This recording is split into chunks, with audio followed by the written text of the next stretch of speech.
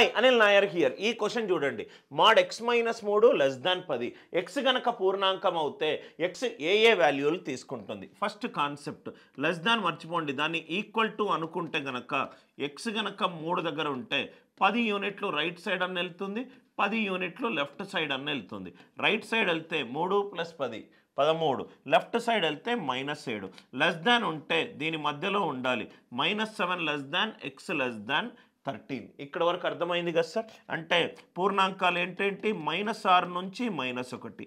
ఇక్కడ 6 పూర్ణాంకము, ఇక్కడ 0, ఇదేమో 1, 1 నుంచి 12 వరకు ఇదేమవుతుంది 12.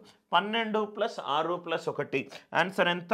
మొత్తము 19 పూర్ణాంకాలు x వాల్యూ తీసుకుంటుంది. ఇదంతా చేయాల్సిన అవసరం లేదు. Right, mod x - 3 <10. ఒక ఫిగర్ని నేను ఇక్కడి నుంచి ఇక్కడికి షిఫ్ట్ చేసినప్పుడు పూర్ణాంకాల సంఖ్య మారదు. కాబట్టి ఇది ఈక్వలెంట్ టు mod x <10. <10 అంటే -9 నుంచి 9 వరకు మొత్తం ఎన్ని పూర్ణాంకాలు? 19.